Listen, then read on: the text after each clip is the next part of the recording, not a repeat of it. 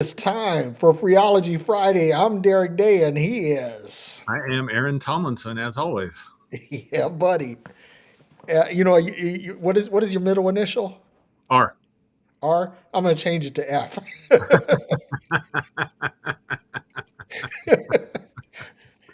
I have to change mine to F too. It's Derrick Yeah, fucking Day and Aaron fucking Tomlinson. yeah, I like it. I like it. Uh, and of course, the people that don't like me using the F bomb, they'll get upset with that. I was on Jamel Broadnax's live stream night before last, and there were a couple of people that complained about it. I'm like, y'all need to really get a life. It's Yeah, not that deep. yeah. I saw you were going to be on, but I haven't had a chance to watch it yet. No, it was fun. It was a funky good time. Let's just say Sure. that. Yeah, I'm sure it was. So so anyway, we got a subject for tonight. But before we get to the subject, what's in the glass? I'm just drinking a red blend, just some red wine. Just that's it. Okay. Well, for me, folks, it is Redemption Rye. All right. I like Straight, red. no chaser, over Mm, ice. all And right. that is what's in the glass tonight. So we have a subject, and it's funny because we talked a couple of times this week, right? And we didn't get didn't get any subject matter I nailed know. down, which was funny. But so we thought, in the spirit of the holidays, Monday is Christmas Day, Yep. that this will be the Freology Friday Christmas edition. Yay! I'm wearing green, kind of. Well, Not I'm really not Christmas. wearing anything Christmassy. Yeah, In no, I in fact, know. I was looking to see if I had my hat nearby. I was going to grab it, but yeah, I I don't don't know know what I what I did. did with my Santa hat, man, but I would have loved to wear that. But it's like a friend of mine, her family, they call me Blanta, the Black Santa. Oh, that's great. I love it. Uh, but uh, but anyhow, we're going to talk about Christmas. So some of the things that I wanted to, just to kind of set this up, I wanted to say about Christmas is that I think that this is probably, next to Easter, one of the most misunderstood holidays on the calendar, because it is ostensibly celebrating the birth of Jesus.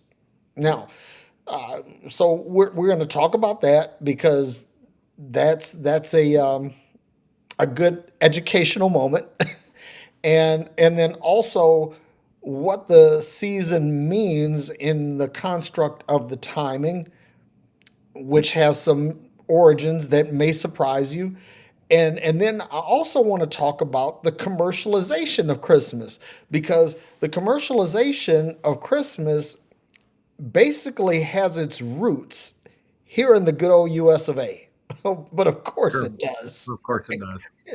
And this has spread, has become a worldwide phenomenon, but there are some really interesting aspects of the whole Christmas story as it pertains to the United States. So I wanted to talk about some of those things, and then I also want to ask our listeners, um, what do you think? I mean, or what are some of your Christmas traditions? What are Mhm. some of the things you like to do?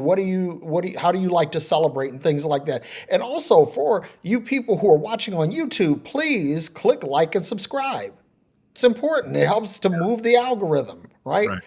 And put comments in, and then also, if you're watching on Facebook, or if you're watching on X, the app formerly known as Twitter, make sure that you make I just- sure that you like and subscribe there as well. So I think I've covered all of the social bases. But Aaron, what does Christmas mean to you, and Yeah. So some of the things you know about yeah, Christmas? yeah, yeah. So it's interesting, and I'm sure we'll get into a little bit. Christmas as it's celebrated today in the Mhm. West has a lot of pagan roots and stuff like that. It certainly has astrological significance in its roots because nobody knows. I mean, the time that Jesus was born.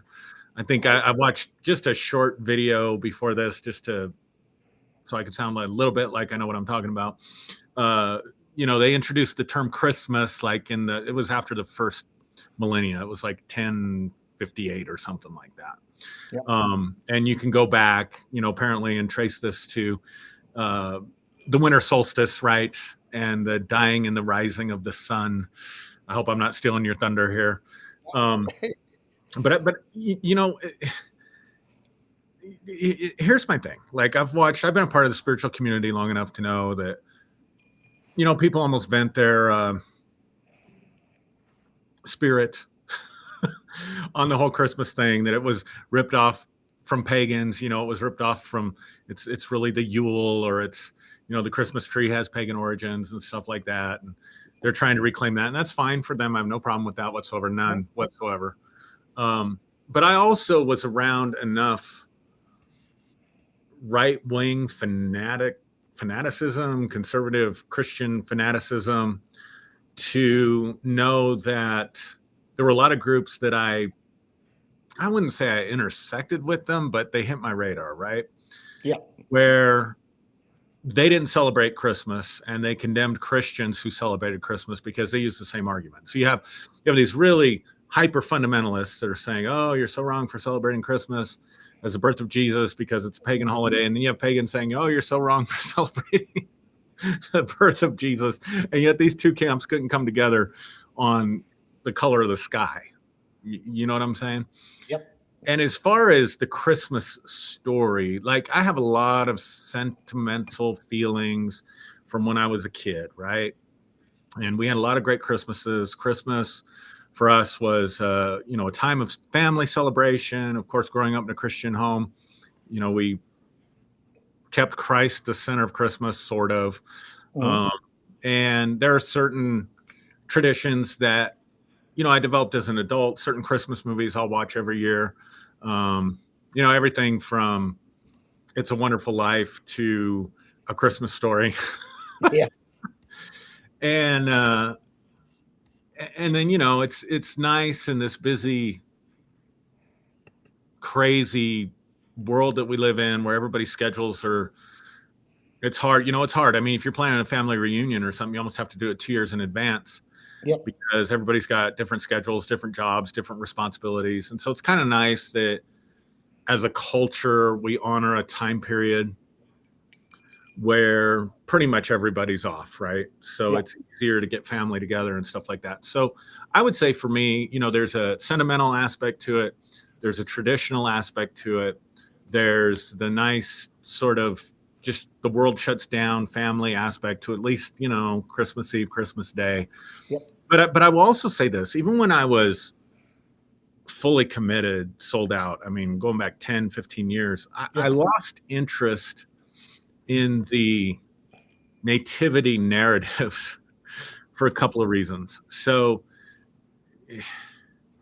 it just, I mean, yeah, it's nice to go. We would have Christmas programs and we'd do the thing, and my kids would be in Christmas programs, and I'd still love singing the old Christmas carols, even Hark the Herald Angels Sing and Joy to the World and all that stuff. But if you look at it in the Bible, it's a disaster. I mean, Matthew's account, and I'll just say this and set it up and let you take off, but Matthew's account is something more akin to a chapter out of a Stephen King novel than the nice, little Christmas card, because you have King Herod, trying to find baby Jesus, and you got the wise men running for their lives. And then, the murder of every child under 2 years of age. I mean, that's not really Christmas card stuff. That doesn't really fill you with Christmas spirit. And then, and Luke, whatever Luke's doing with it, I don't know, shepherds and mangers, and there wasn't any room in the inn and all that. I mean, it's still kind of a tragic story, right? There's no room for you here, so you have to be born here. Right. And so I just kind of like, okay, yeah, it is what it is. I don't have a big issue with that. I still traditionally keep Christmas for all the reasons that I just said. And I think that's okay. So with that, I'll kick it back to you. And I'm with you on that, on the traditions. And I'm like you. I still like singing the old Christmas carols and all of that. But again, to talk about the whole, Jesus' birth narrative. So there are two parts of that. First of all, is that according to the season, Jesus couldn't have been born in December. That by the season, as described in the Bible, that the birth time of Jesus had to be more like late September, early October. That's the time frame. And then there's also a body of scholarship that talks about late August. That's another one. But that the more commonly it's the end of September to early October. That's one. Mhm. Then the other thing is that there is a scientific explanation that the winter solstice being the shortest day of the year, Mhm. that basically the sun remains at this particular place on the horizon at high noon, kind of Mhm. thing. And so basically the sun essentially dies for Mhm. 3 days before it begins to rise in the horizon again, right? Right. Or rise relative to the horizon. So it's like the death, the burial, and the resurrection, 3 days, and then you have like the 12 days of Christmas, the 12 apostles, the 12 months of the year, and all of this symbology, Mhm. and so that's one thing. And then there's the whole story about the wise men, right? So we're always taught three wise men. They brought gold, frankincense, and myrrh, right?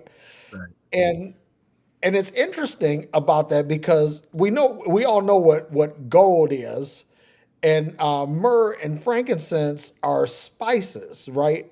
But the interesting thing about frankincense is that frankincense was typically involved with embalming the dead, Mhm. right?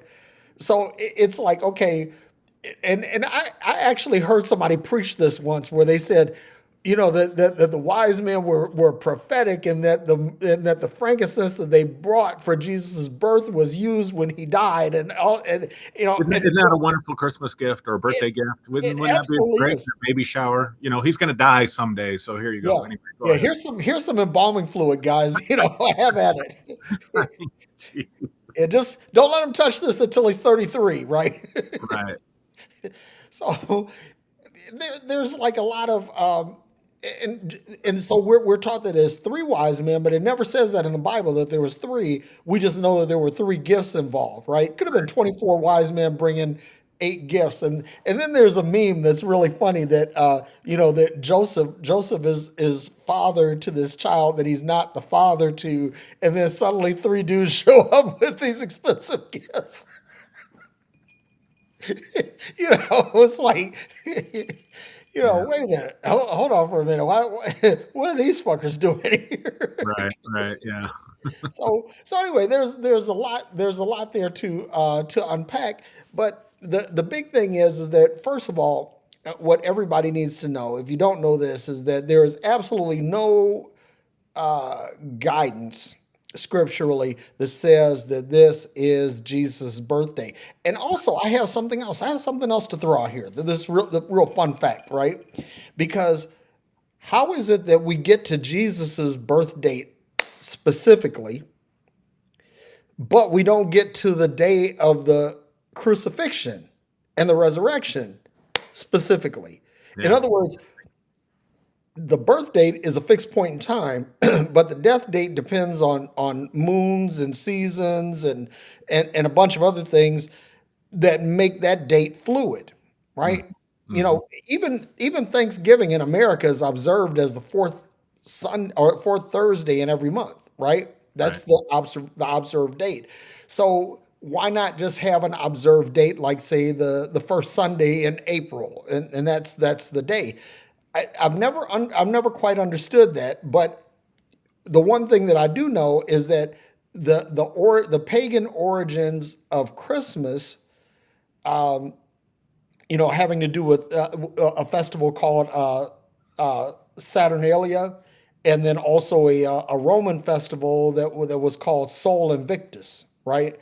So these are two celebration points of pagan cultures, and then even with Easter, that basically this has to do with Ishtar and a bunch of other things that or planting festivals, so that they're more associated with the time of planting than anything else. So there's a lot there.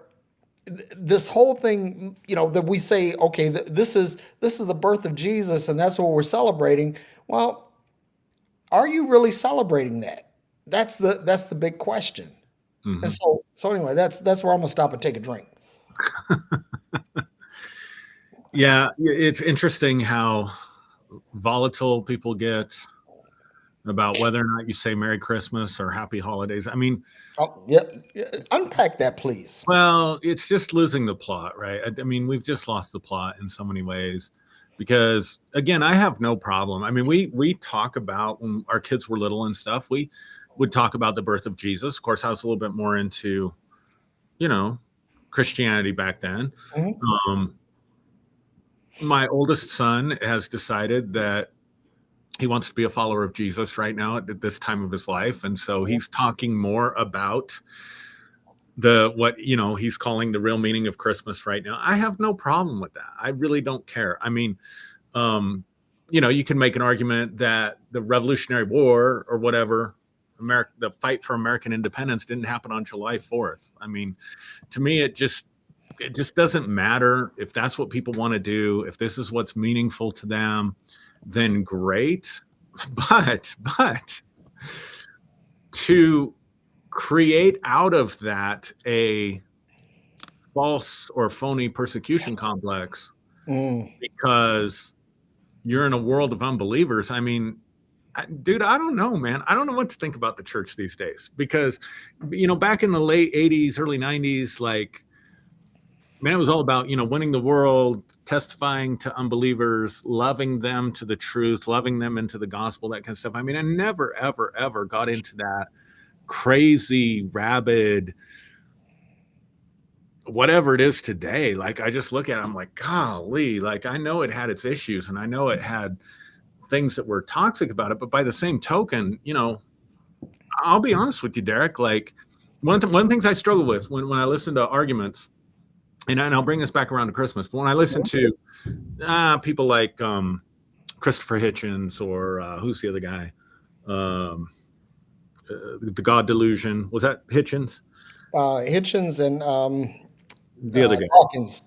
Dawkins, yeah. And they just want to pin every evil and ever happened in the world on religion. And I don't buy that argument for a second because, dude, I mean, people have been fighting forever about land, resources. I think it has more to do with land and resources and power than it does with the religious narrative. I find, even in the Middle East right now, I don't think they're so much fighting over what their gods are telling them. I think that's a ruse that they put on the people. I think that's a mask for it. I think that's how they sanctify it or they gin up support for it. But at the end of the day, we're fighting about resources.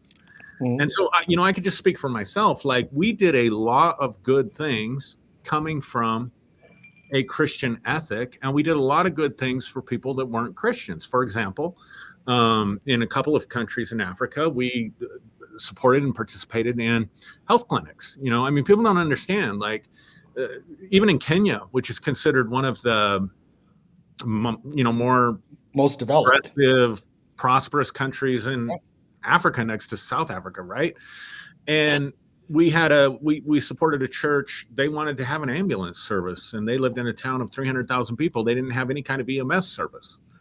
People couldn't get insulin. People couldn't get access to blood pressure medicine and stuff like that. So we would, we had people that were involved in the medical community that could negotiate,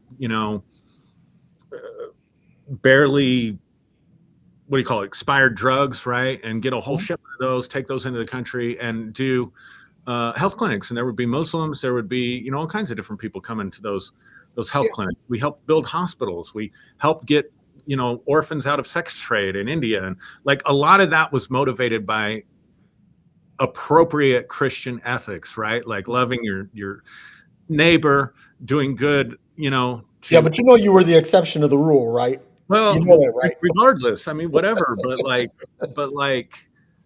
So my point is with this, like, what are we doing? Like, if I were still in that, what are we doing? Why are we creating this pretend persecution complex because people say happy holidays? Right.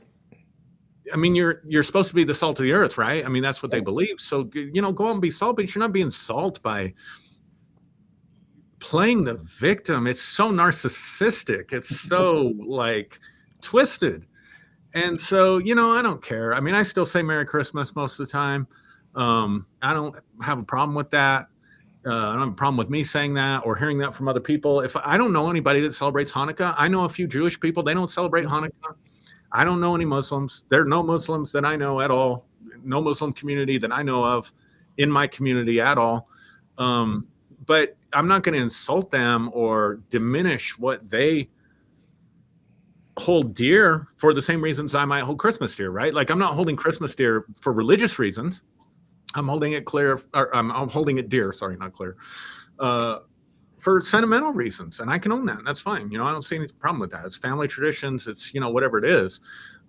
So why would I want to take a dump on somebody else's sentimentality and the way they choose to celebrate this year, and then try to make some kind of war on Christmas bullshit out of it? I mean, to me, it's juvenile, it's infantile. I just don't have a lot of time for it. Yep. And, I agree with you on that. And there is no war on Christmas. It's a funny thing. I had a couple of calls with a couple of colleagues of mine. One who is an Iranian immigrant that's living in London, and two of my Indian colleagues. And you know what they all said to me today? Merry Christmas. Yeah. Now, my Persian friend in England, he's an atheist. He comes from a Muslim family, but he's an atheist. Hmm. And then my two Indian friends are both Hindu, but they all said the same thing. Hey, have a Merry Christmas. Have a Merry Christmas. Now these are guys that have no skin in the game Christmas wise, Right. but all of them said that. Even and it's funny because my friend in London, he and I both know that we're both atheists, right? But Hmm. he said Merry Christmas anyway, and so I run across people. I have people that I know, and they say Merry Christmas, and I'm not a dick about it. I don't Hmm. care, Right. whether you say Merry Christmas or Happy Holidays. This doesn't construe a war on Christmas. To me, this just it has to do with how people choose to express their season's greetings. Right. you know, so I think that one of the things that Christianity should do is to kind of get off the high horse and say, okay, there's nothing wrong with someone saying season's greetings. There's nothing wrong with someone saying happy holidays. There's nothing wrong with not putting Christmas or not saying Merry Christmas on your Starbucks cup or whatever, right? But to your point, well, I had said this that you were the exception to the rule because and what I mean by that is that there are Christian organizations that do a lot of good, and to those I tip my hat to you, Hmm. everyone.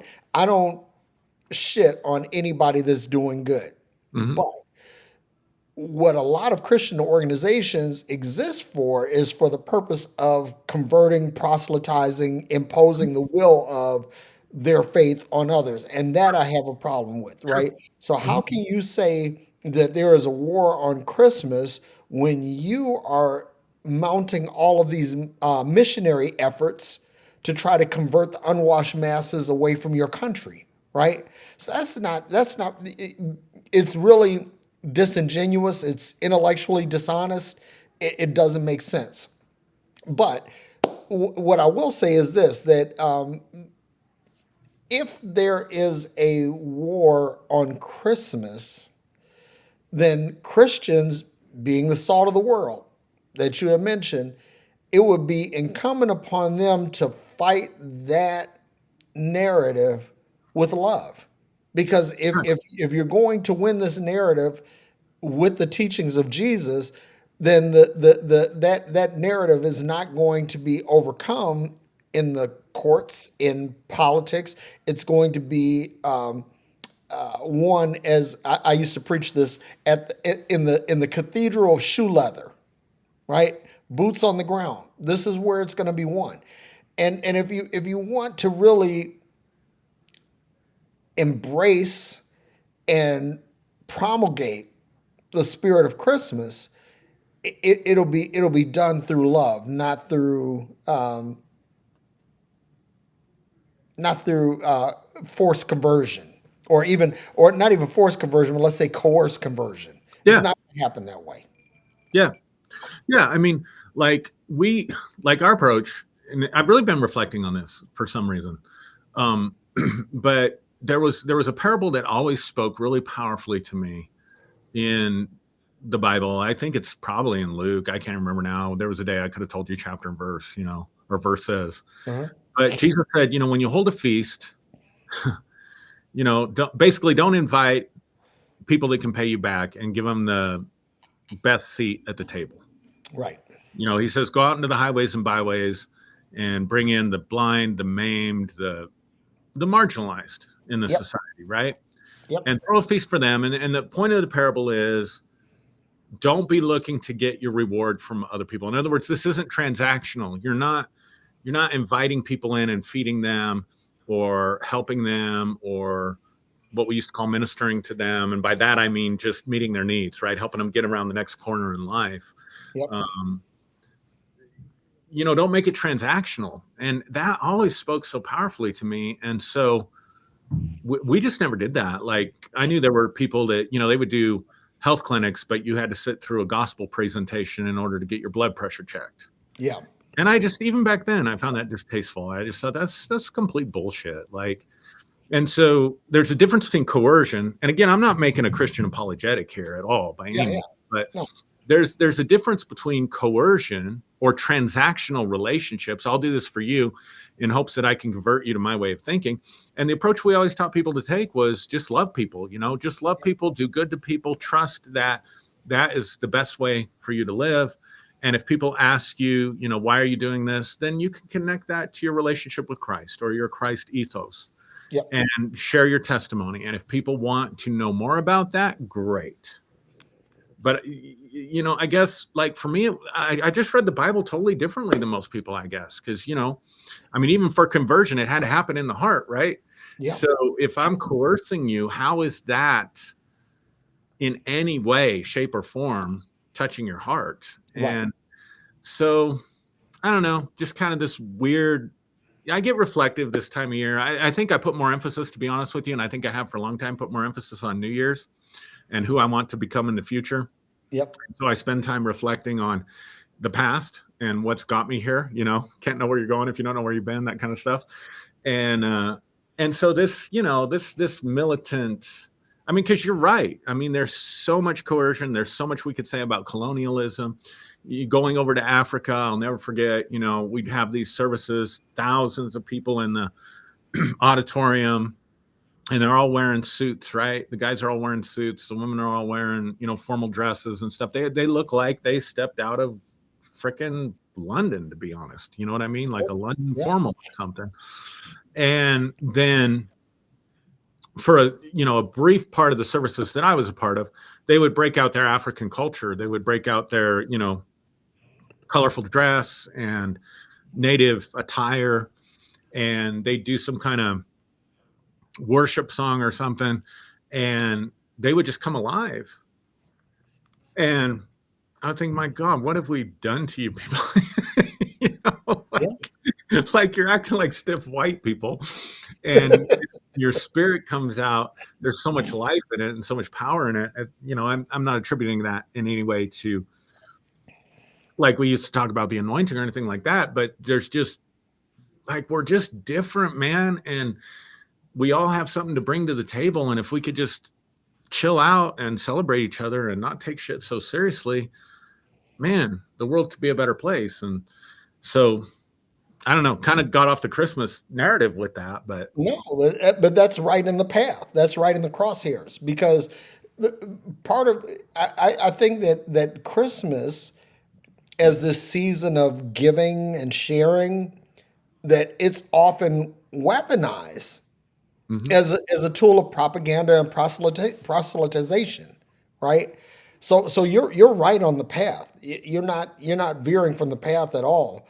But Well, let me interrupt you real quick and just finish this thought. Like, so for me, yeah, the spirit of Christmas always, this was always the case.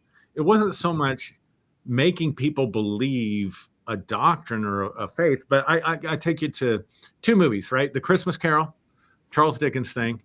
And I would hmm watch that, and stories have power. They do, they have power. yeah, And so I would watch that and think, okay, Aaron, don't be an asshole. Don't be a greedy asshole. Don't be a miser. yeah. Or It's a Wonderful Life. It's probably my favorite, all time favorite, with Jimmy Stewart. And just thinking about how, you know, we can pursue success according to societal rules, but at the end of the day, what really matters is how we impacted and change people's lives. And I would sit there and watch It's a Wonderful Life and just think, I'd get inspired. How can I go out and do good for other people tomorrow so that at the end of my life, uh, hmm hopefully there's been ripples that have gone out, and yeah. that's my way of making a difference in the world. My way of making a difference in the world is not converting you to my way of thinking. Dear God, I don't want to do that. But if we can improve and enrich your life, and to me that was the Christian ethic. That was the Christian ethic. That was the spirit of Yeah, Christmas, right? absolutely. And I don't see that anywhere at all today, at all, nowhere, in no way, shape, or form, in any religious system that I have interacted with in at least the last 7 years. And it's funny that you mentioned "It's a Wonderful Life" and "A Christmas Carol," but did you know that both of those films and the stories that gave birth to them are anti-capitalist referendums? Well, no, I'm not surprised because they are very anti-capitalist. I mean, both It's of them. interesting. Interesting. I'd like to know more about that. No, I did not Yeah. know. So it's funny. Like a Christmas Carol, like Dickens was really grieved about how industrialist society had swept over London, and so a lot of his books were written from that perspective. And Sure. and so he was very, I don't want to say that he was like neo-socialist or that he was like a Marx supporter or anything like that, because even though he and Marx were kind of contemporaries, I don't think that he was embracing that doctrine. He was more thinking of, okay, how industrialism had basically overcome his hometown. And so that was a springboard for a lot of his writing. Now, I don't know who wrote "It's a Wonderful Life," but I heard the story that basically that story was written during the Great Depression, and it was a referendum on the run on the banks and Yeah, how this I had, can see that. you know, how it helped, hurt a lot of people. So those are two things, but I want to talk about like the capitalist aspect of Christmas, because I read that like it was like in the 1840s, that was the first time that the Christmas tree, as we understand it, Mm, began to make its appearance. interesting. And then there was a retailer, and I can't think of the retailer right now. I looked it up earlier. And I thought I was going to memorize it. So y'all forgive me. That's what happens when you get over 60 and you try to rely on your memory. Just don't do that. Write the shit down. But basically, this this retailer had imported these glass ornaments from Germany, and and he used them to adorn a Christmas tree or a Yule tree. And that's the beginning of Christmas ornaments. And then candy canes, basically they were originally peppermint sticks. And peppermint, if you don't know, has a calming effect. Then when if you're ever stressed out, take a peppermint and suck on a peppermint, and you'll find that you'll start to decompress from whatever's stressing you out. Peppermint is a natural stress reliever. So what Come on, what man. It's about the blood of Jesus and the red and the white and the yeah, right. the red and the white, yeah. Go So ahead. so, Sorry. and then they're upside down J's for Jesus, right? Yeah, Yeah. yeah, the Yeah. whole Oh, thing. yeah. I forgot about that. And the shepherd's hook. Can't forget the Yeah, the shepherd's shepherd's hook. hook. I Yeah, mean, but so it's much the shepherd's hook when Christian it's upright, symbolism. but when it's upside down, it's the letter J for Right, Jesus, right, right? right.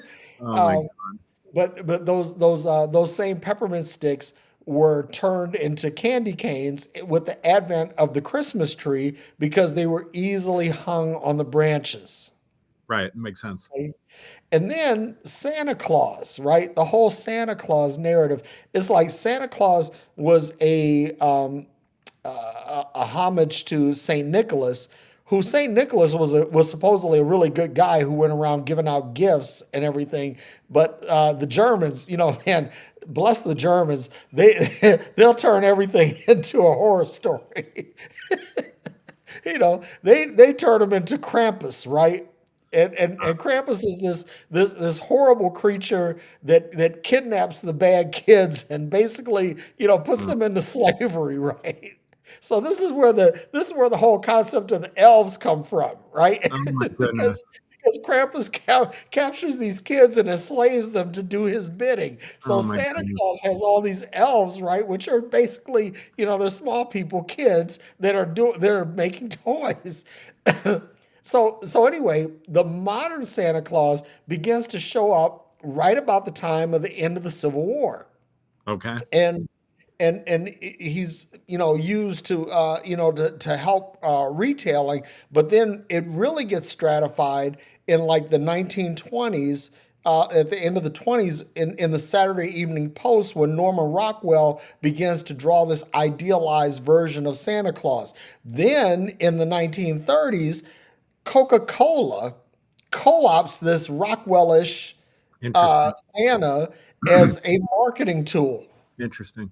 And from all that, we get the modern Christmas Santa Claus Christmas tree narrative. It was all contrived Yeah. Well, I think and designed to separate people from their money. yeah. Sorry. I think Rudolph was a Montgomery Ward creation, if I remember right, the Montgomery Yep. Ward catalog or something like that. So Yep, that's exactly right. yeah. And they had exclusive rights to Rudolph merchandise. Yep. Even after Rankin Bass had did the Rudolph television special that helped drive sales for Montgomery Ward at Christmas. So fun fact: the lawsuit that bankrupted Montgomery Ward started in Pueblo, Colorado, Oh and wow. I was interviewed, but it never made uh, prime time. But I was interviewed by 2020 because I worked there at the time about some of the shady stuff they were doing. So anyway, just a fun little fact there. No, but it's funny how Christmas has been commercialized, and do you know that the 2 weeks leading up to Christmas are the two biggest retail weeks Oh in the yeah, entire calendar year of the United States? yeah. When I worked retail, the reason they call it Black Friday is because you were running in the red up until the day Yep. after Thanksgiving, and you could count on the next month to bring you into the black. Like more than 50% of all shopping that happens would happen in, at least back then, and this is the 90s, would happen in that month. I mean, think about that. 11 months out of the year, you're Yep. running in the red. Running the So red. you have Black Friday. That's why they call it Black Friday. Yep. And because, it would turn your fortunes. And so all of that, I mean, really, wow. When you think about it like that, Derek, when you think about it like that, like, think about that. I mean, and Black Friday is not a new thing. You So want to hear something funny? yeah, That there are two times in the year when car sales are at their peak, right?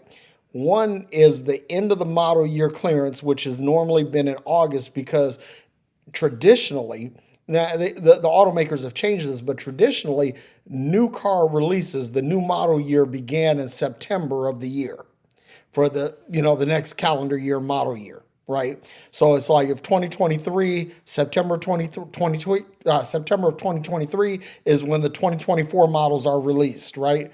So watch this. Lexus, a premium brand, began to do advertising of cars at Christmas.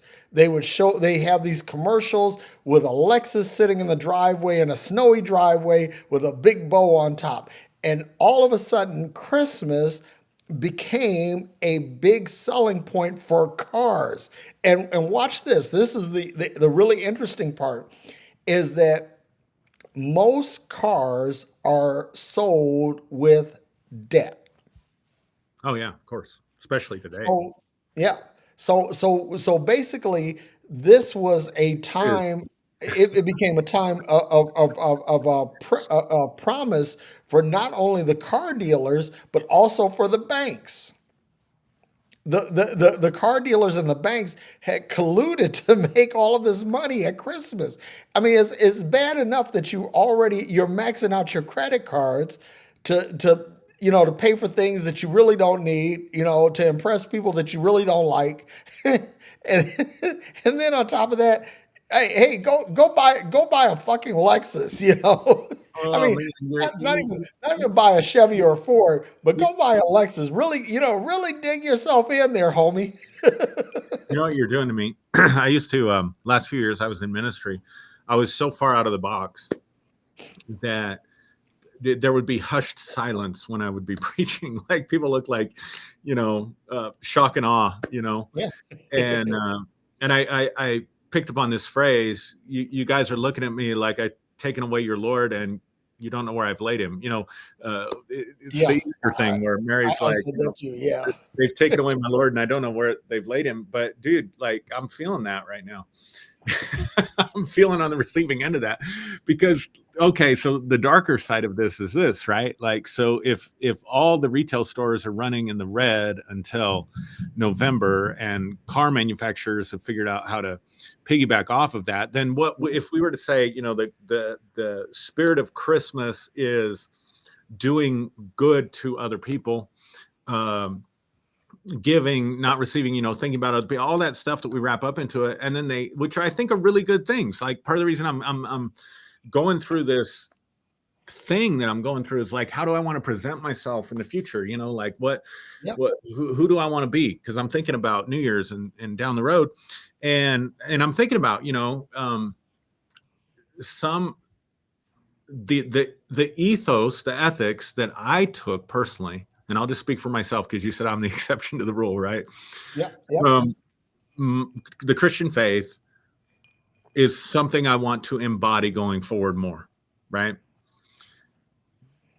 And now it's like, okay, so Christmas can be sort of, if we get rid of the weird, Merry Christmas, Happy Holidays, Jesus narrative stuff, it could be a time for that. Which, by the way, I was looking up. The guy that wrote, let me see if I can find it real quick.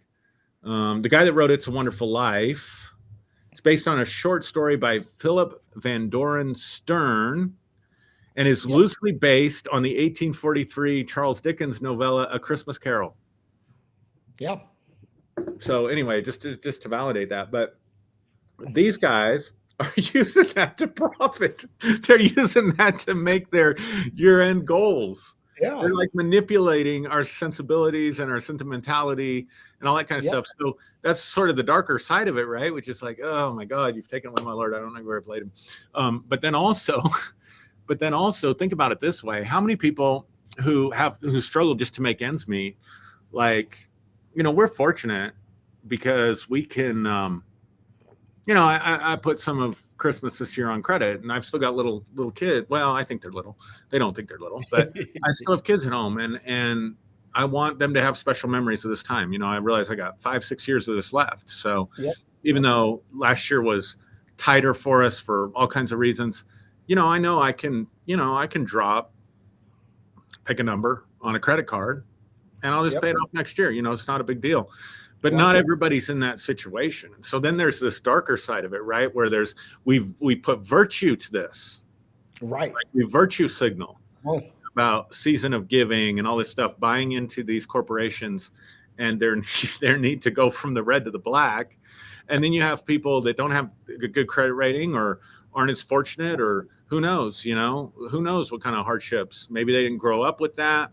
They had a sickness or an injury that left them on disability, or who knows, there's all kinds of reasons why people can struggle. And then what is the emotional blowback? What is the negativity for those people? That's the first part of it. it puts them under pressure. They put themselves into debt. And this can be an extremely difficult and stressful time for people from a Absolutely. financial perspective because Yep. of the virtue signaling that has been hijacked by capitalism. Yep. Come on, man. I mean, that sucks. I mean, if you think about it, right, basically Christmas is financed by lower middle class to poor people. Yeah. It's like the wealthy people aren't spending any more on Christmas. They're immune to the holiday pressure, right? Yeah. Because they're doing they're buying their Bentleys in March. You know, they're not they're not doing anything to help push the needle, the capitalist needle in this season.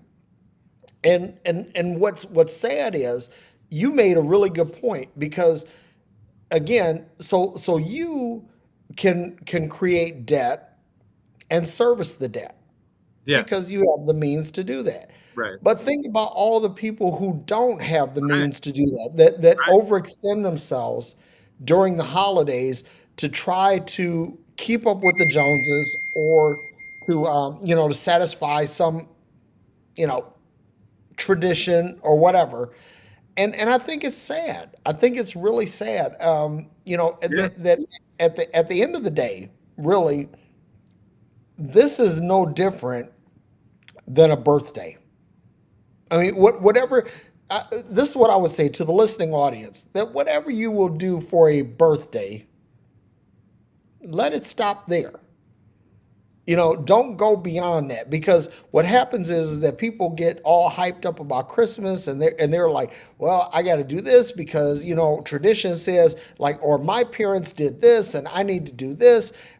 It's not that deep. And to go back to this Lexus thing, there was a Saturday Night Live skit, and I wish that I had recorded that so that I could play it during the show. But basically, this guy, he says, "Hey, honey, come and look," and he's telling his wife, and she sees this Lexus in the driveway with a bow on it, and she's like, really, how did you get this?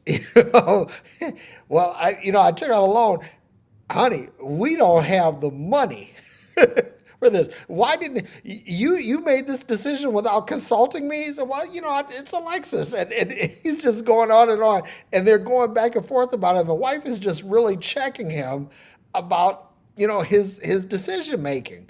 And and that's really the thing. It's like you get so hung up on trying to prove something to someone that you lose sight of your own perspective. You lose sight of your own reality and whether or not you are capable. See what you said, okay, I'm gonna incur some debt, right? But here's the thing, between you and I know that you're capable of incurring the debt. Mhm. If I incur some debt, you know that I'm capable of incurring the debt. Yeah. That ain't everybody's testimony. I know. That's the point. And not only that, but think about it. And I don't know, the world has changed, but I don't know. I got stuck somewhere. Um, but like I remember working retail at Montgomery Ward, and people come in and they'd be so pissed off because they're having to buy for their mother-in-law that they hate, or they're having Yeah. to buy for some extended relative or some great niece or nephew that they don't even really know or have any connection with. And then on top of that, you got Secret Santa shit, right? Like you got Oh Secret yeah. Santa going on at church, you got Secret Santa going on at work. So now I'm having to Work, spend yeah. $20 here and $20 there. And then, back in that day, we used to get the paper delivered. And Yeah. so you had to include something for the paper person and the mail person and the The milk milkman. and Yeah. so pretty soon you're like totally nickel and dime to death. And so if you're somewhere in that middle to upper middle class, okay, yeah, you do it, you maybe grudge it or whatever. I'm looking at what I'm spending on Christmas and thinking we could take a vacation that I'd much rather take for this. But but people that are in that, and that gap between uh I don't know. Are we even going to have a middle class left? I mean, No, the um, middle class is dwindling, man. it It's is, going away.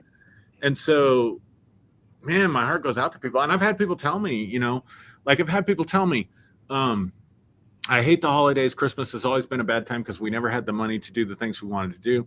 And I remember one person testified to me that their worst Christmas. Now check this out, Derrick. You'll appreciate this.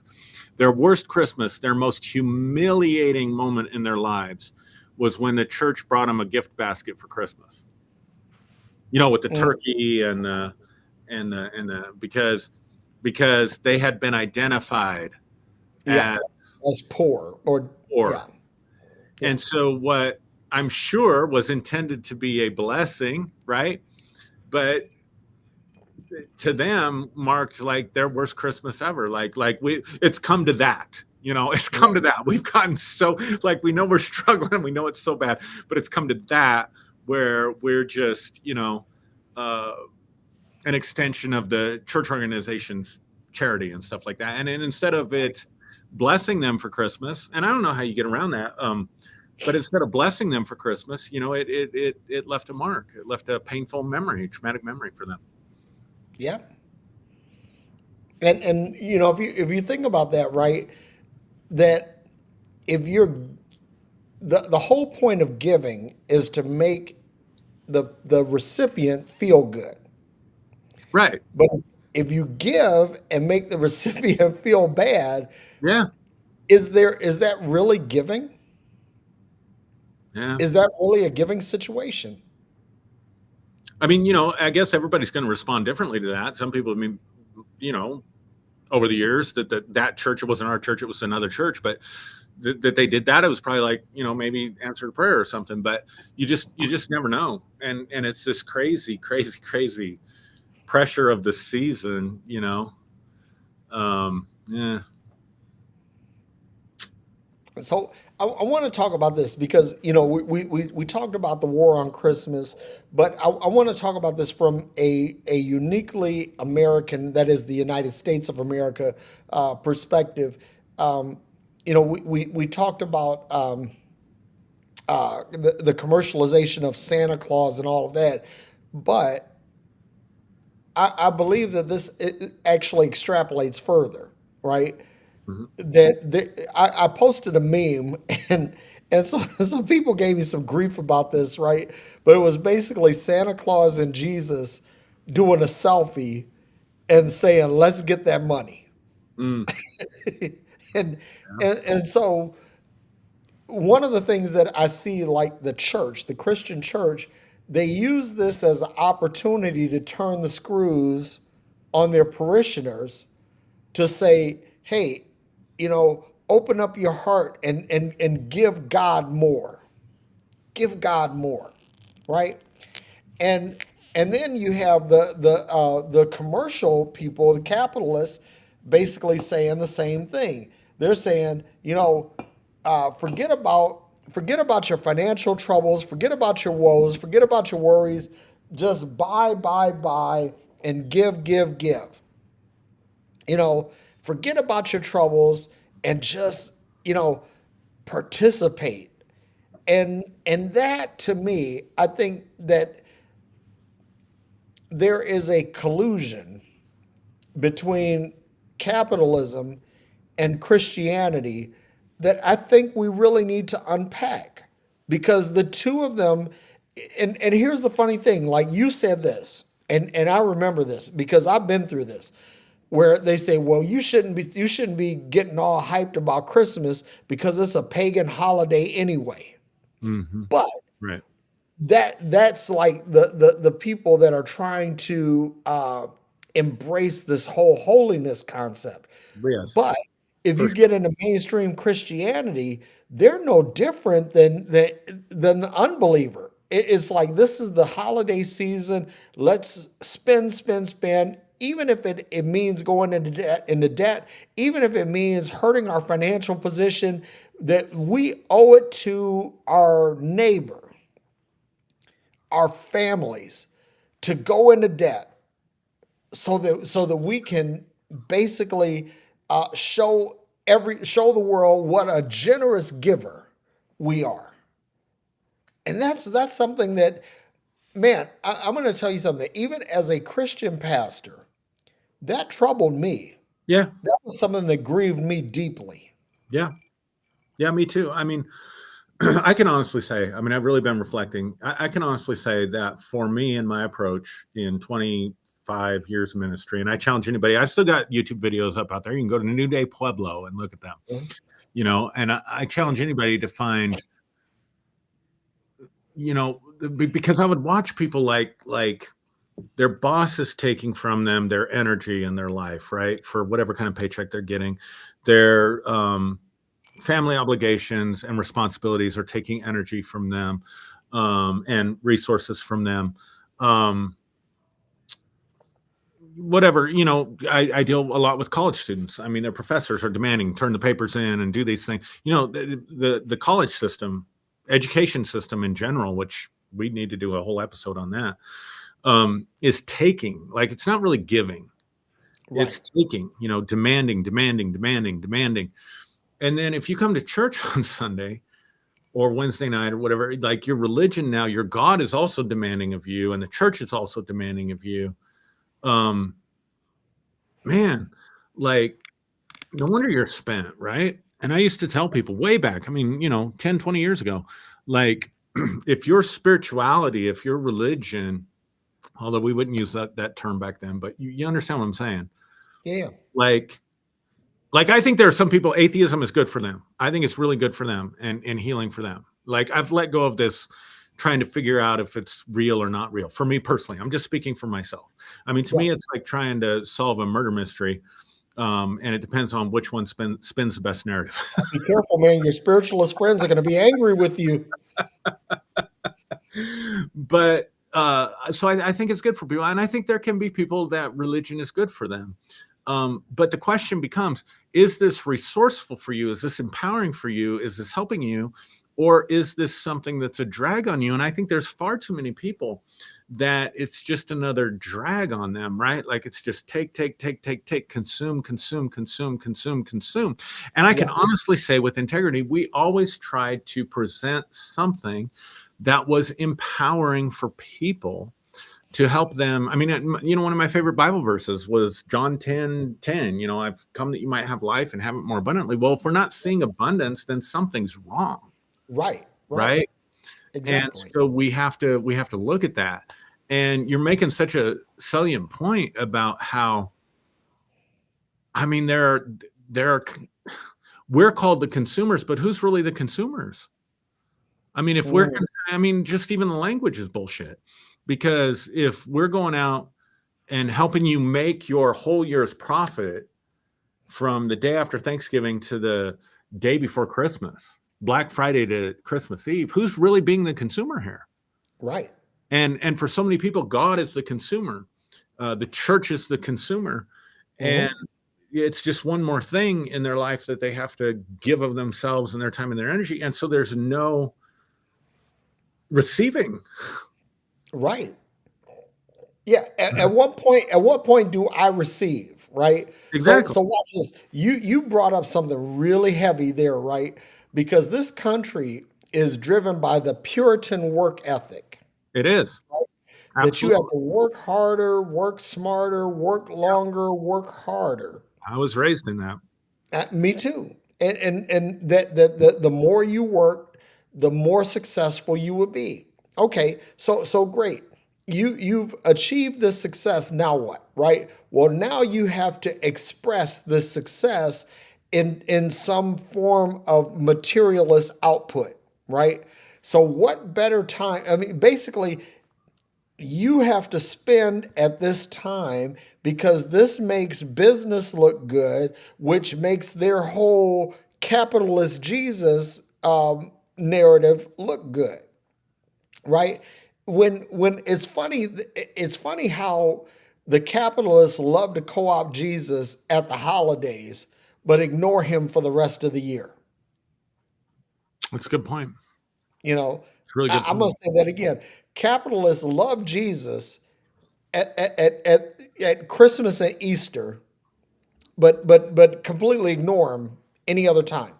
Because the idea is that now what we want you to do is we want you to exercise your capitalist franchise and spend to support these other businesses that have ostensibly embraced the Puritan work ethic to create value and create wealth. And at the end of the day, it's bullshit. It's Mhm. complete and total bullshit because basically, somebody had made a meme about this and I thought it was so good. They said that basically we work hard to buy things that we don't want or need to impress people that we don't even like. Yep. There's a lot of truth to that. Yep.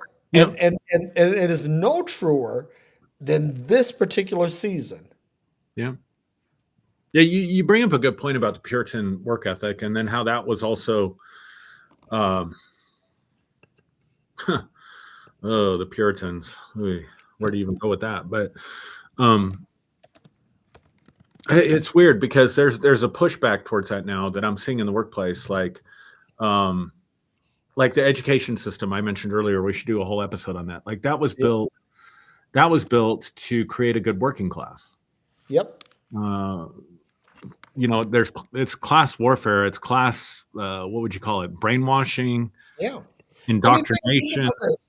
If you think about the Rockefellers, the Carnegies, the Vanderbilts, and all of that, what they did is they contributed to these institutions of higher learning, Yeah. not to teach them the principles that they inculcated to become the barons of industry that they are, but to create drones.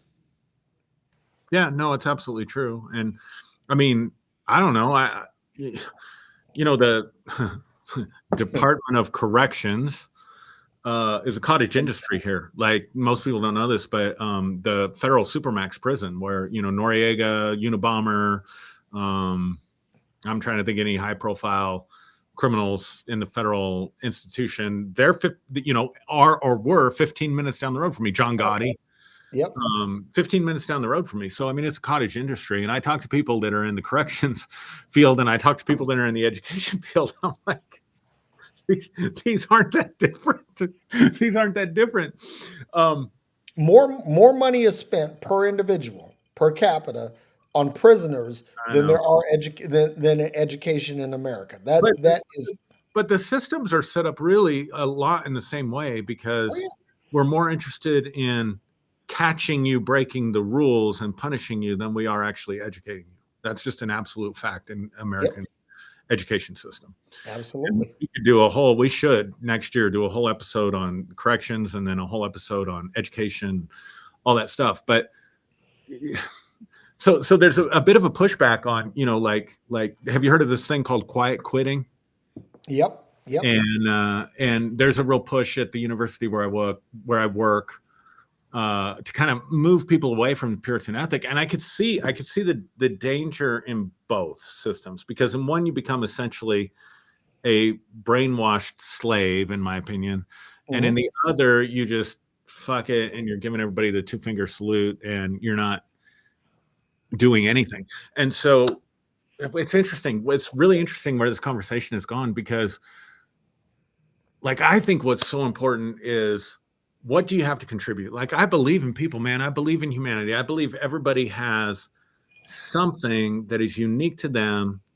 They have an intelligence that is unique to them, and they have something to contribute. Now, that may be sentimental, but I just can't let go of that. That drives me, right?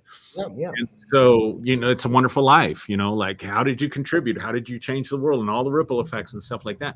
And so, if there's some way that we can put people into a resourceful state of mind and into a resourceful perception about themselves so that they don't just become consumers. You see what I mean? Like we used to yeah, teach giving totally different. Like we never taught, well, I can't say never. There was a season where, we believed in the whole tithe curse thing. Absolutely did, but it was short yeah. lived. And there was a season of I don't think we ever taught, if you give in this offering, you're gonna, become a millionaire. We never did that kind of shit. But the way Oh, we did. I was in a church. I was an associate pastor where we absolutely did. yeah, I don't think I ever did that.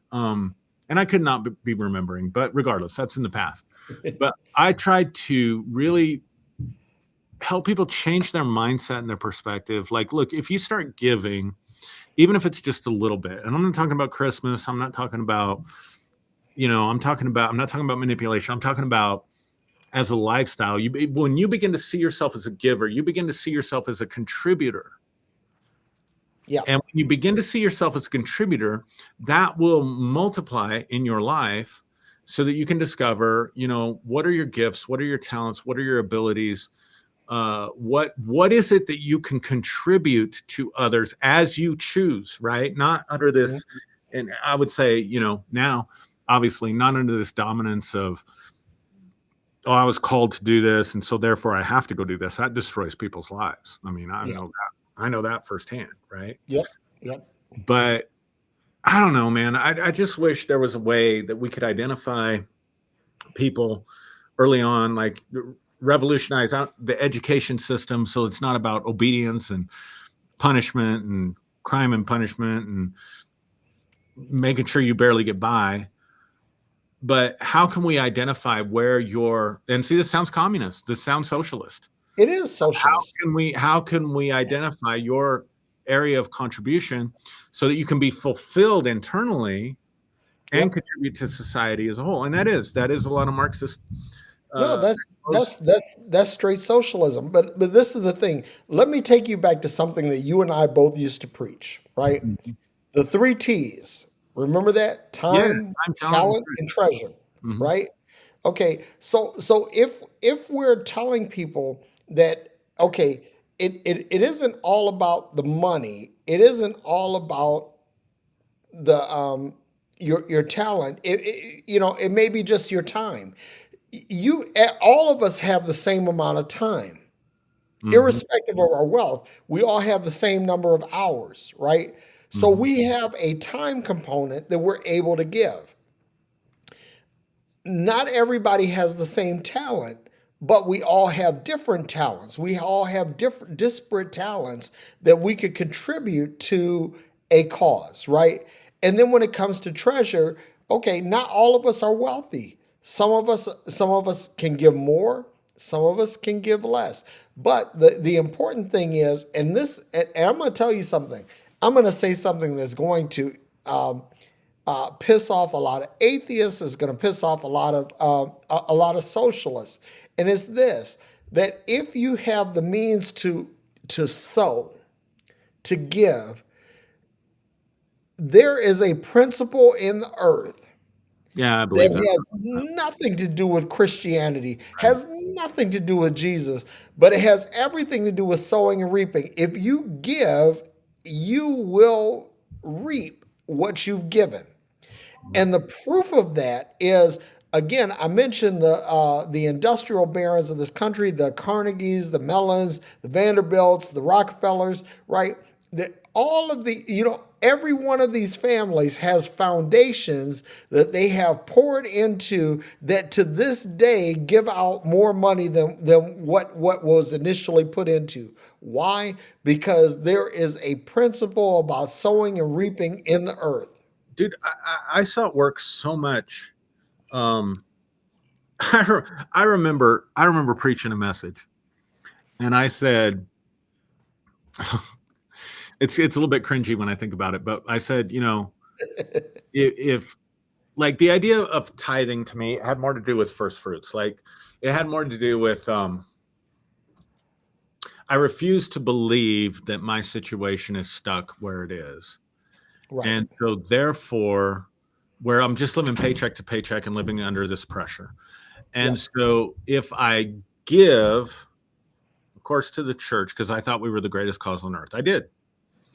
Um, if you give, now before people get the wrong idea about me, people on here, or people on my live that post, um, they will tell you there were many meetings where I totally forgot to even take the offering. Like Yep. it was not on my mind. I was really bad about that. I would get chastised about that because we still had to pay the bills, right? And I didn't look at that. I was living by that. I didn't I look was at the same way. oh, you forgot Same to way. cover.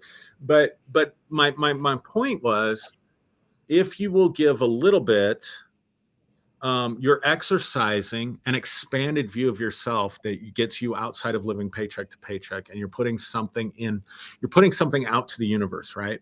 Right. That's how I always preached it. And so I remember this one time I said, if you give your 10%, and I think I was talking about tithing, but I don't know if you know, it's a long time ago. I don't know if it was 10% specifically, but if you give in this offering and you get to the end of the month, and let's say you give $300 today, and it's the end of the month, I guarantee you I was bold. I was young and stupid, young and dumb and dumb, like they say, right? And I said, this was real. I was in my 20s. I said, if I promise you, God You will. were definitely full of cum in your 20s, by the way. Yeah. I promise you, God will not let you be $300 short on your bills. And I never counted the offering. I never wanted, because I didn't want that to affect my thinking. I didn't want to know who was giving and who wasn't giving, because I never wanted to become jaded in my own heart or spirit, where I was either withholding from people that weren't, or showing, more importantly to me, showing favoritism to people that were, right? And I mean, I had a guy give me a $70,000 check one time, Derrick, before service, and I said, what do you think you're doing? I said, you put that in the offering like everybody else, and I shoved it back in his chest. Wow. You're a complete badass, man. Because I was determined not to be bought, but I had these ethics, right? I was not going to be bought. Yeah.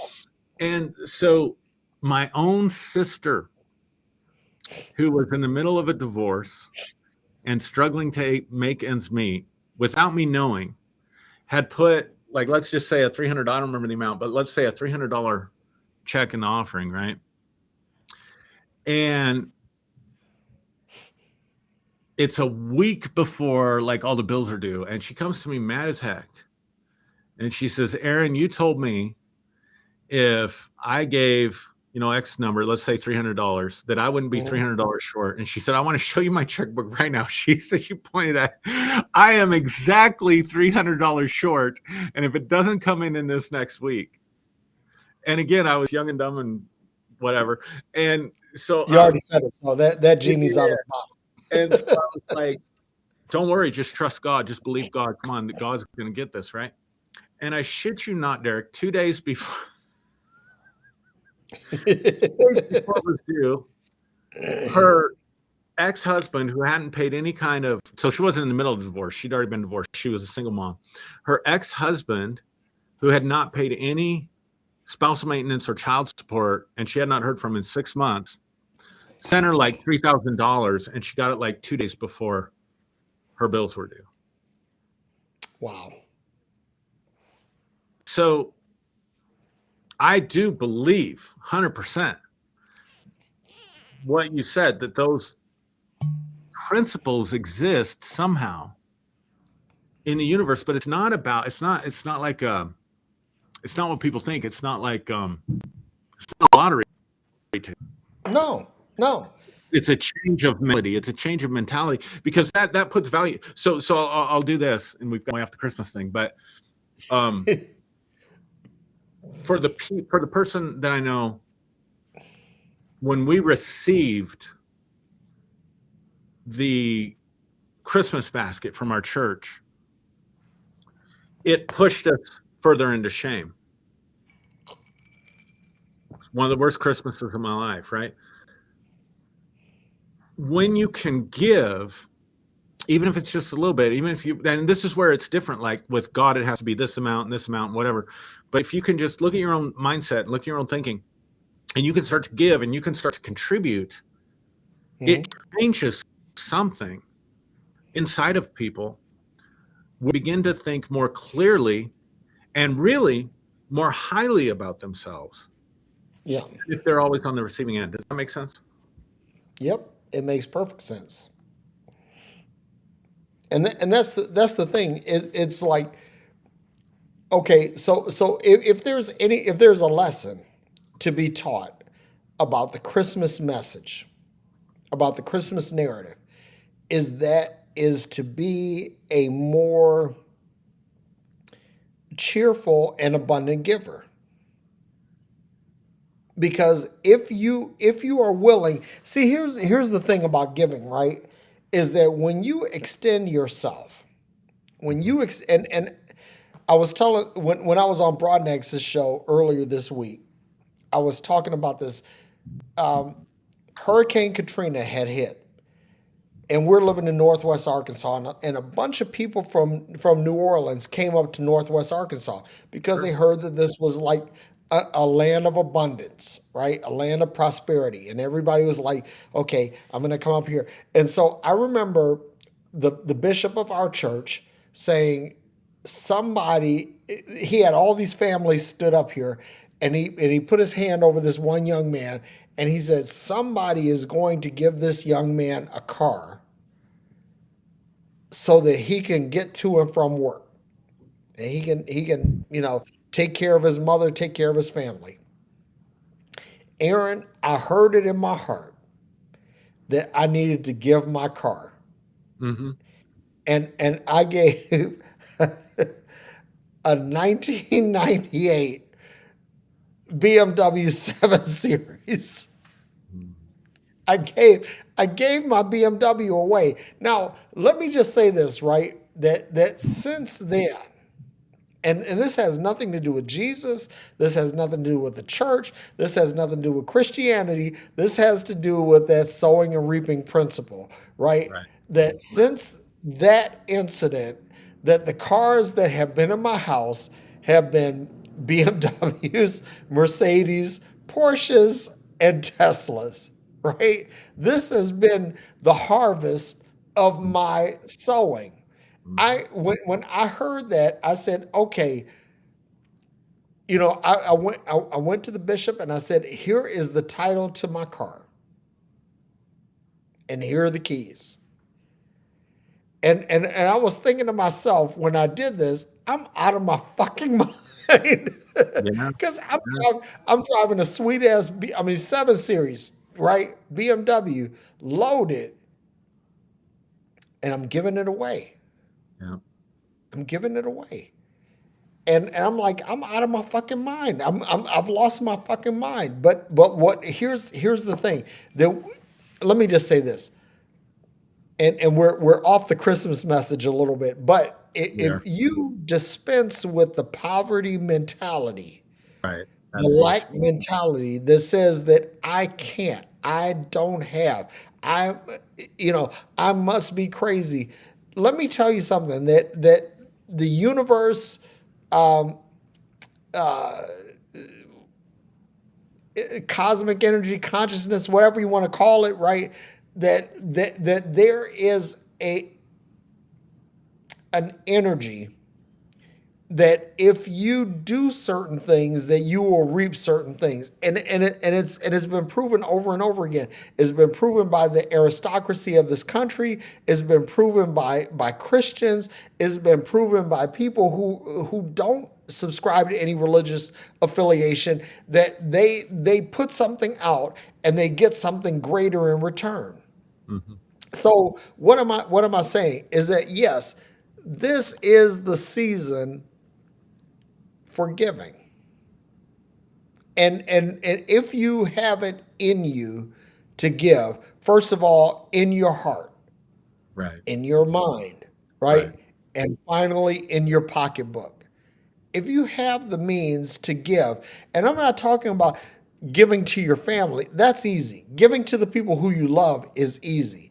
Giving people who are connected to you is easy. But giving to people who you don't know, Hmm.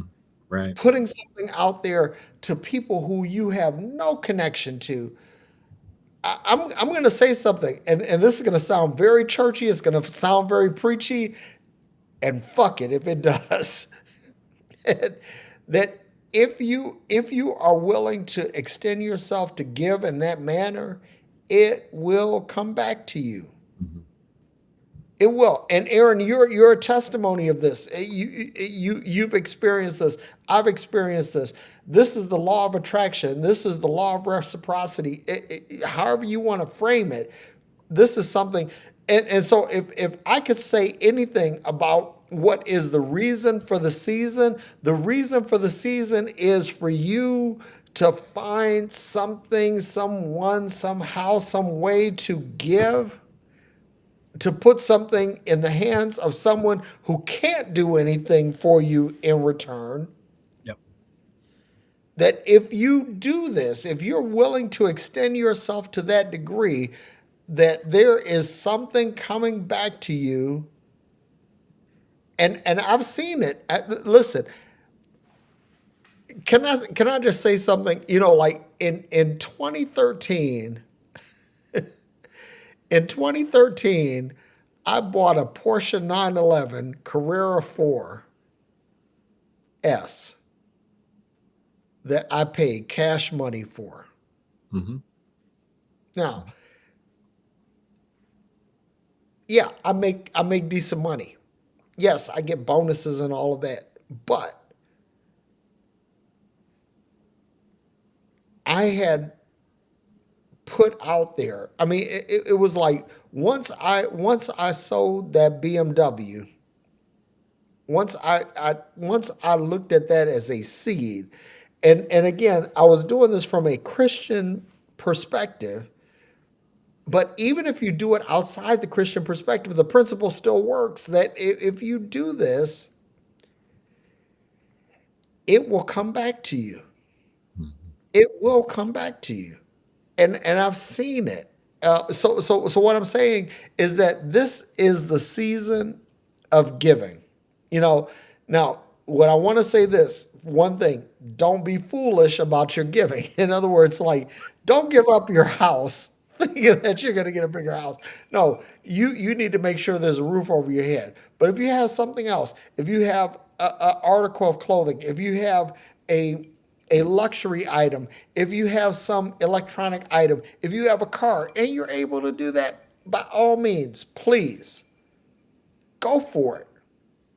Go for it. Because the thing is that if you take Jesus out of the equation, take God out of the equation, and just do this, you'll see results.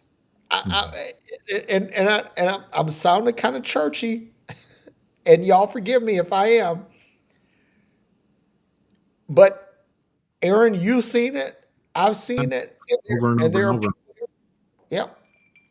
And I know there's people that it hasn't worked for, but the question is, does it shift your mindset? Like if you're Yeah. just buying a lottery ticket, if Yes. if Yes. if Yes. you're Yes. just if you're just sowing a seed because you're needy and you need a miracle, you're staying in that same mindset. What we're talking about is getting out of Oh that man, mindset. get beyond your thinking. Yeah, I mean, so like a lot of people, they just gave, well, God's got to help me, and that because of the way the message was presented and whatever, that No, reinforced that beggar mentality, that poor it mentality. it's getting past what you've been taught. It's getting past what you've thought. It's saying, okay, if you're willing to step out of your own space, step out of your own headspace, and say, okay, I'm going to do this not because. And let me say something here that is going to be difficult. It's not because I'm doing this to get something. I'm doing something. I'm doing this to get beyond my own level of thinking. Exactly, exactly. And so I'll churchify you one or whatever you said. I'll one up you. I'll, I'll raise you. I'll raise you. Something that always inspired me from the scriptures was, the story of the widow and the cakes and Oh the my God! the widow with the oil, right? Like, so With the oil. you got Yep. Elijah and Elisha, and Elijah. She says this is so powerful, shifting mindsets, right? Because she's like, he's like, give me something to eat, and she's like, all I've got is a cake, and we're gonna cook it up, and then me and my son are gonna die. You're And gonna die. he says to her, give it to me first, and then I guarantee, I basically, again, my Bible knowledge has kind of gone the way of my old age, but um, I I promise you, basically, you'll be supplied through this famine. Yep. And so she Yep. was supplied when. in the other story with Elisha, he's like, with the "What do you oil. have in your house?" And she says, "I've got just a little bit of oil." And he says, "Well, take that and make something of it." And I think that's the message. It's like But wait a second. Let me piggyback on the oil story because this is a good one, right? yeah, Because it said that she locked her door. In other words, she didn't begin pouring the oil until there was no point, she was past the point of no return. right, Because if she had unlocked her door, she would have kept pouring and kept pouring, and then she could have hoarded, right? But it was like she poured and poured and poured, and it said that the widow what? She paid off her debt, and she and her sons lived off the rest. right, right. But it was based on what you have, not what you don't have. Right, exactly. And so it's that change of mindset from I don't have anything, poverty mindset, Yep. struggling, and all of that to say, okay, you may not have much, but what do you have? And if you can shift your mindset away from this mindset of just being a consumer because you're, God, I know this is hard for me to say to people that are in this situation, but because your entire mentality has become consumed on your need and your survival mentality. So therefore you're not able to tap into what you have to contribute. And so what I see in those stories is like the miracle, so to speak, is inside of you. What you've got something in you, but you have to shift that mentality into into contribution, right? Rather than just consumption. So that's where I'll leave it. Yeah, and so let me piggyback on that, right? That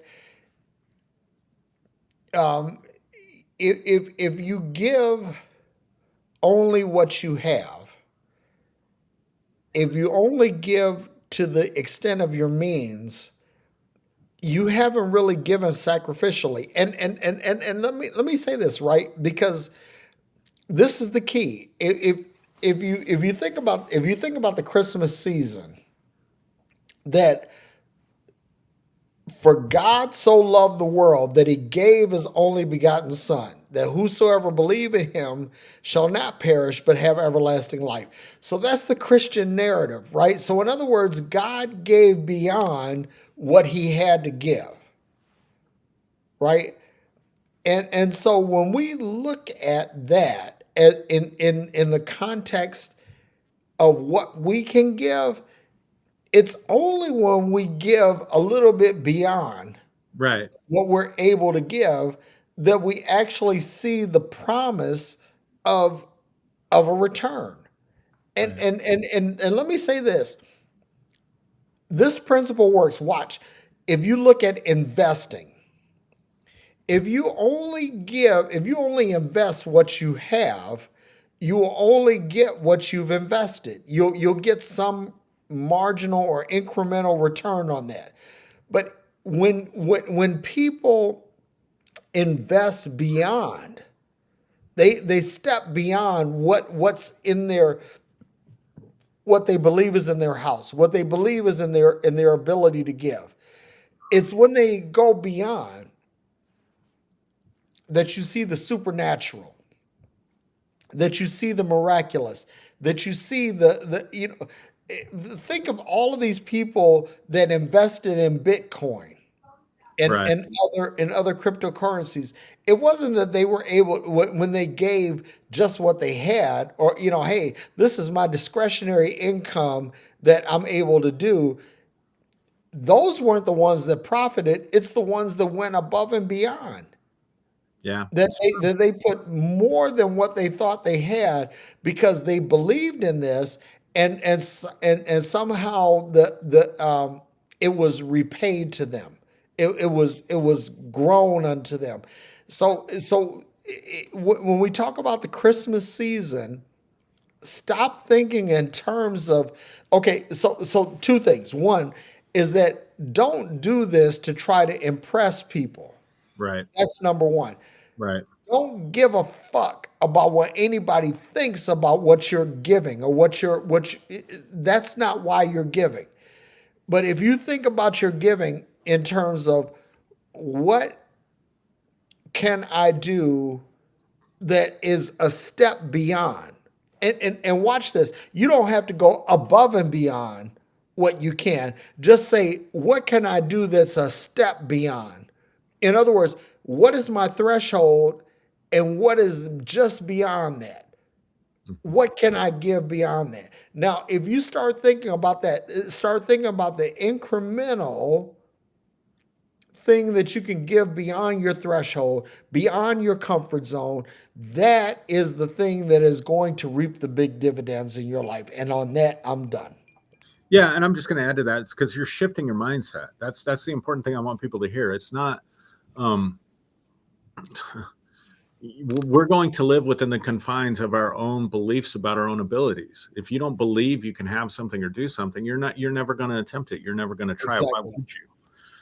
And Exactly. so what I hear you saying, Derrick, is until I push that little bit, until I get uncomfortable with it, until I go a little bit above and beyond, I'm not really pushing the envelope, but it's a mentality that we're talking about pushing the envelope on. Yep. It's your own limitations and mentality. And so, yeah, I guess, to bring it back around, I mean, we can interpret the Christmas season as, the spirit of giving, but also, hey, you were born under a star. You're every bit as much a gift from God, Mm, believe in God or don't mm. believe in God, as Jesus was.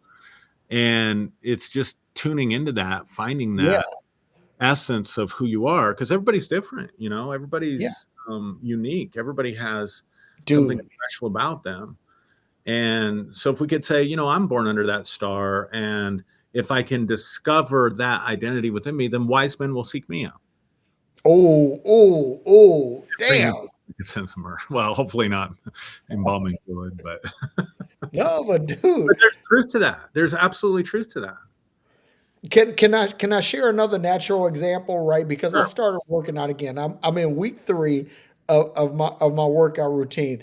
And one of the things that I've learned is that in order to really challenge your body, you're going to have to find a point where you're going beyond what you Right. think you're capable of doing, right? That is the thing. In this Christmas season, think about what can I do that's incrementally beyond what I know I can do, and then do that. And that's when you're going to see the miraculous happen. You're going to see some shit happen in your life that, man, I feel like I'm like I feel like a Christian preacher Oh, we've again. had church, haven't we? Oh my God. But people need that, Derek. People need inspiration, especially in this day and age, especially with what we're facing in 2024. And Yes. we need to keep each other encouraged. We need to inspire each other. So even though this went a totally different direction, I'm feeling good, man. I'm feeling I good. am too. I am too. Yeah, and that's important. So go ahead and land the plane, man. We can't go any further. And you got some shit that you got to do, man. You got to I uh, do. take care of Ran a little Elijah, bit, man. ran a little bit over time, but yeah. So however, bottom line, end of the day, however you choose to celebrate this time, uh, be free with that. Don't get Yep. into bondage with it. Enjoy it. It's okay to be you. If you don't want to celebrate it, you don't have to. Don't let it put you under a bunch of unnecessary pressure, Yes. and just realize you've got something in your house. You've got oil in your house. You got something to contribute, and don't let anybody make you feel like you don't have that and you don't have any worth inside of you. And with Ooh, that, I would say Merry Christmas. thank you for coming to our TED Talk. Aaron, I love you, man. Love you too, bro. Merry Christmas and Merry Christmas to you all. Hope you have a wonderful, wonderful Christmas and just please uh, be giving, be loving, and be receiving. Yeah. Peace. Wow, that what is that? Oh, holy was fuck! cool. How'd you do that? That was a I sign don't of know wonder how I right did there. that, man. It was That was like, a sign of wonder. That was the saint illumination. oh my god, look at that! I love it. Absolutely That, love it. that is fucking awesome. That was perfect. That was perfect. All right, dude. Love you, man. And Love you too, man. I'm gonna check out because I'm running behind. So I'll catch you later. all right, man. All right. Piece Love of you. hair grease. All right.